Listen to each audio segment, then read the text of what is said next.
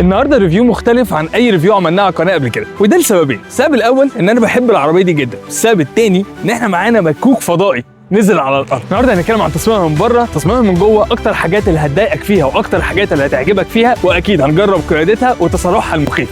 انا صابر ودي افاتار 11 واحنا بتوع عربيات.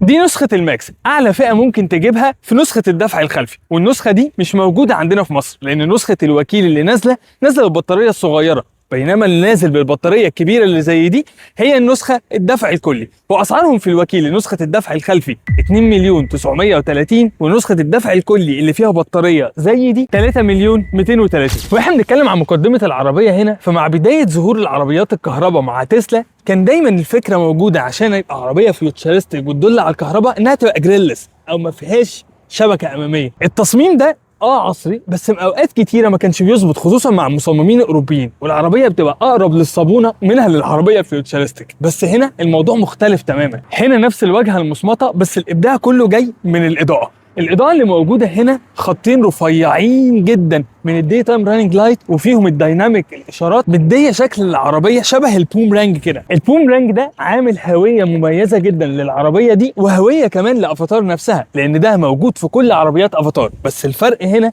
إن الليد مقطع، لكن في مثلا في أختها ال12 هتلاقي إن الليد شريط كامل متصل. من الجنب يمكن ده واحد من أحلى تصاميم الكوبيه SUV اللي ممكن تشوفه في حياتك. عربية تحسها مضغوطه واطيه جدا، الخط جاي ناعم جدا، قاعد على هانش ضخم من ورا، وانت شايف العربيه دي في الشارع متاكد ان اي حد فيكم عدى من جنبها ليها هيبه وبتديك حجم اكبر بكتير من حجمها بسبب الهانش المنفوخ ده. الخطوط كلها ناعمه، مفيش اي خطوط حاده لانك عايز ده في الاير دايناميك عشان دي عربيه كهرباء. حتى فلاش دور هاندلز اللي بتطلع بتقدم معاك مع ابواب كهربائيه طبعا. بالمناسبة الدور هاندلز دي هتتلغي في الصين وفي ألمانيا من 2027. الجنوط 21 مالية جدا الفراغ اللي موجود بتاع العجلات، وبالمناسبة النسخ الأول ويل منها بتنزل كمان بجنوط 22. والكفر بتاع الجنط شكله حلو جدا، مش الكفر التشيب بتاع العربيات الكهرباء اللي انت تقدر تفكه، هو مقفول بس في نفس الوقت شكله رياضي وحلو جدا. من الظهر بقى دي زاوية المكوك الفضائي اللي لو عدت جنبك في الشارع بتخليك تنبهر وتلبس في اللي قدامك على طول. اي عربيه بتشوفها دايما بيبقى الزجاج الخلفي بتاعها زجاج مايل وطويل جدا، هنا الموضوع مختلف تماما.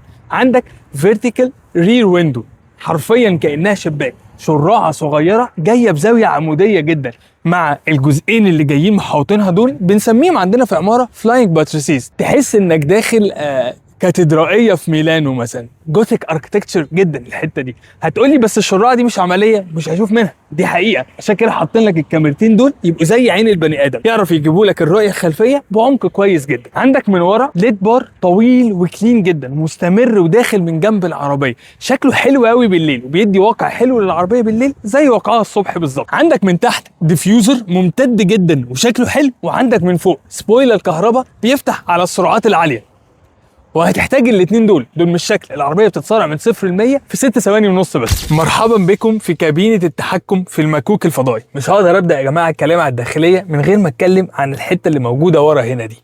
ماستر بيس، قطعه فنيه موجوده عندك في وسط التابلو. ما اعتقدش الحاجات دي حد فيكم شافها قبل كده غير في فيديوهات الكونسبت كار، بس دي يا جماعه عربيه انتاج تجاري وموجوده من 2023 بنفس الشكل ده.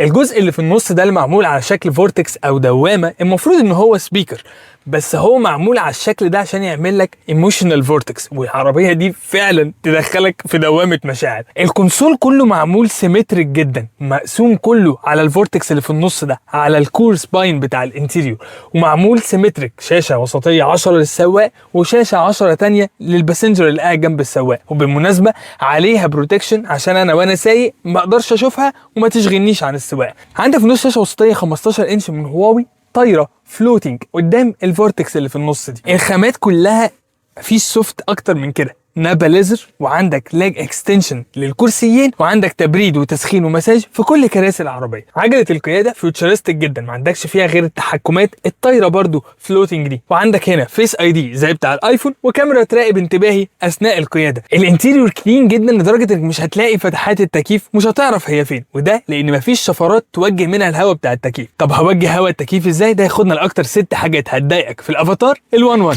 عشان تتحكم في الهواء بتاع التكييف مالكش تتحكم فيه غير في الشاشه هنا، اوفر شويه دي يا فضائيين. الشاشه الوسطيه من هواوي فيها تحكم في كل حاجه وابلكيشن وحقيقي سوفت وير عبقري، لكن ما فيهوش ابل كار بلاي، ودي واحده من اكبر مزايا نسخه الوكيل عن النسخ الاستيرادي. سقف بانوراما من 3 قطع، ولكن ما فيهوش ستاره، فلو عيالك ما يعرفوش يناموا في النور ما تسافرش بيهم الصبح. ب3 لايدار و3 رادار و12 التراسونيك رادار و11 كاميرا الترا اتش دي انضف من اللي موجوده في موبايلك. العربيه دي مستعده تديها لوكيشن وتسوق نفسها لوحدها، بس للاسف ده ما بيشتغلش بره الصين. بطول 4 متر 88 وعرض 2 متر وارتفاع متر 60. الشنطه الخلفيه مش مكمله 400 لتر. بهذا القدر من الفخامه والرفاهيه عيب قوي الكرسي اللي جنب السواق ما يبقاش فيه ميموري. لو ركبت معاك حد غير مراتك وغير وضعيه الكرسي يبقى ارجع عدلها انت عشان ما تباتش في العربيه، مع اني احب ابات هنا والله. لكن الكراسي دي بقى تاخدنا لاكتر 11 حاجه هتعجبك في الافاتار 11 او 11 يعني. الخامات كلها نابا ليزر، والكراسي كلها فيها تبريد وتسخين ومساج، وفي هنا جرافيتي مود، وده حتى للي قاعد ورا هنا. الركن الذاتي هنا انا متاكد ما شفتوش في حته قبل كده، بتجيب كل اماكن الركن باللايدارز، وممكن كمان تعملها كاستوم وتختار انت عايز تركن العربيه فين بالظبط. وفوق كل ده تقدر تعمل لها ريموت وتسيبها تركن لوحدها.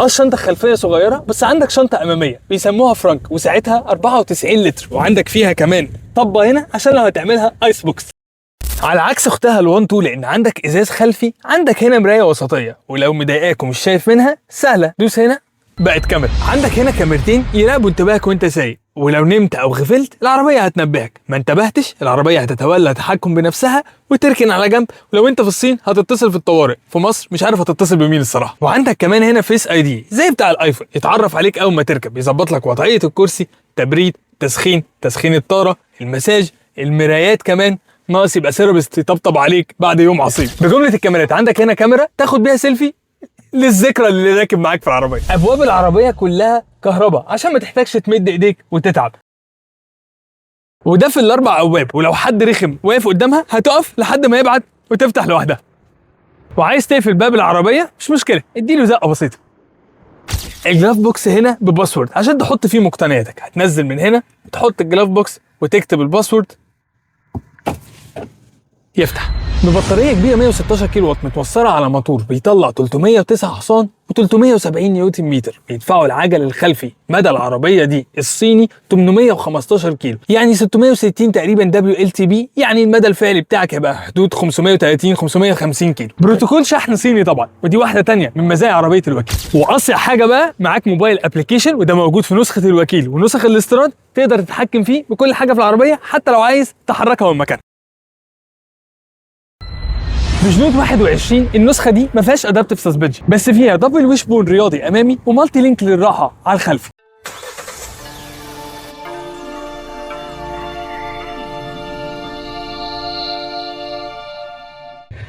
تجربه القياده، اول حاجه في العربيات الكهرباء خصوصا عربيه زي دي هو ايه؟ العزم هنا لحظي يرجعك يردك على ورا على طول. 370 نيوتن اول لما بتريح رجليك بيظهروا على طول مره واحده، مفيش اي تدرج، مفيش اي نقلات، مفيش اي حاجه من الحاجات دي خالص. طبعا الراحه والثبات والهدوء والعزل الصوتي، يعني انا اعتقد ان عيب ان انا اتكلم على الحاجات دي، زي ما اكيد عيب ان انا اتكلم عن انظمه الامان والسلامه. العربيه يا جماعه معده تماما ان هي تسوق نفسها، تديها لوكيشن من نقطه لنقطه وهي تروح لوحدها وانت حتى مش قاعد فيها وقاعد على الكنبه ورا. فاحنا اكيد مش هنتكلم بقى ان هي فيها بلايند سبوت وكل بقى الاي بي اس اي بي دي اي اس بي، ما فيش. يعني انت هنا ما فيش حته في العربيه ما فيهاش لايدار مش رادار، فكل حاجه طبعا هنا من عوامل الامان موجوده. العزل حلو جدا طبعا في العربيات الكهرباء شويه، لان انت بتبقى سامع صوت موتور ولا سامع اي حاجه تانية، فشويه بيبقى صوت الكاوتش على الارض وصوت الهواء هو المهيمن يعني.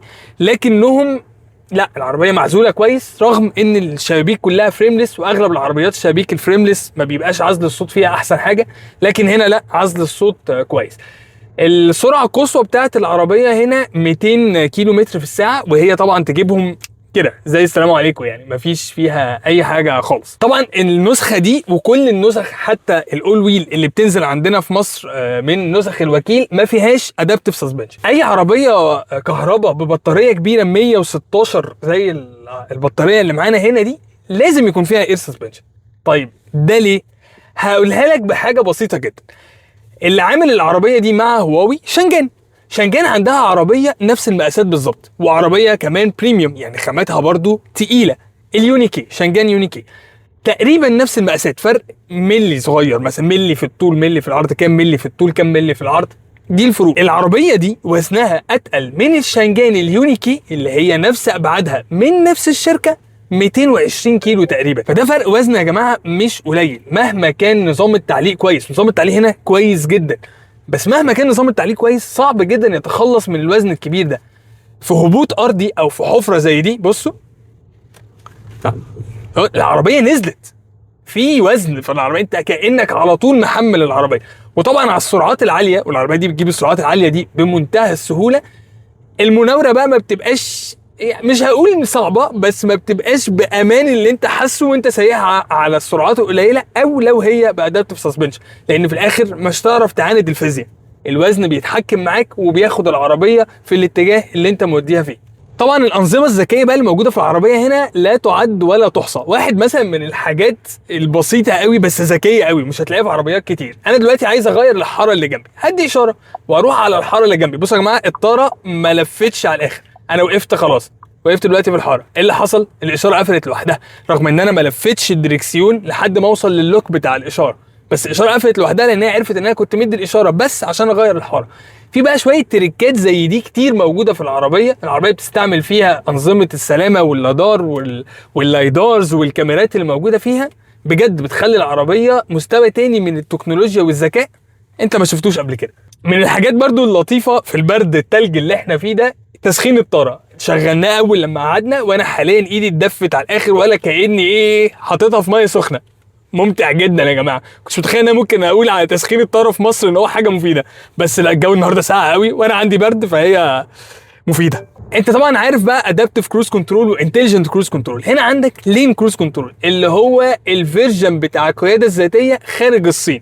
العربيه بتعرف تسوق نفسها، بتديها اشاره بتغير الحارات لوحدها، بتعرف تتجاوز حد، تظبط سرعتها على سرعه الشارع، بتعمل كل حاجه. فهي قياده شبه ذاتيه، يعني هي قياده ذاتيه بس انت لازم تبقى قاعد موجود وباصص وماسك الدركسيون وكده، يعني ما ينفعش تسيبها لوحدها عشان احنا مش في الصين هنا.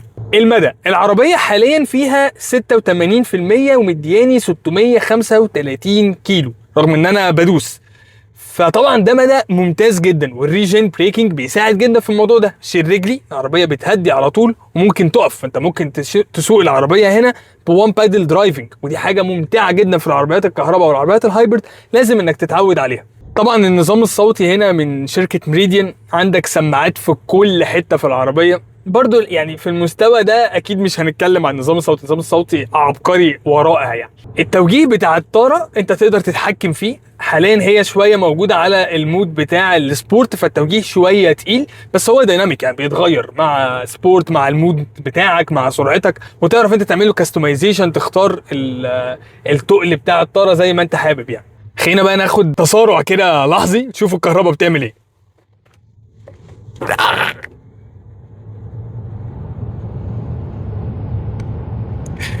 100 في مفيش 6 ثواني ونص من 0 ل 100. محدش يعمل كده.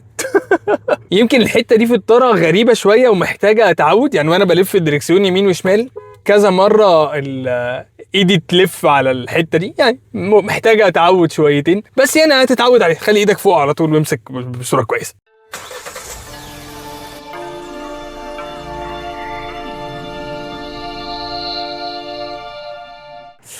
ايه هو الرأي النهائي في افاتار 1 نسخة الاستيراد الدفع الخلفي؟ تبعد عنها، تفكر فيها، حطها كاوبشن، ولا روح مباشرة واشتريها؟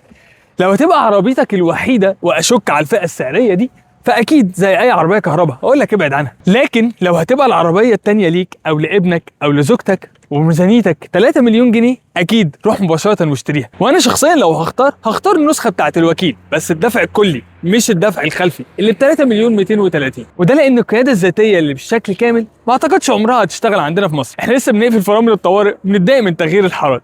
اتمنى يكون الريفيو النهارده عجبكم، نشوفكم في ريفيو جديد. سلام. سلام بقى يا جماعة، عشان انا هروح في الجرافيتي مود وهنام. باي باي.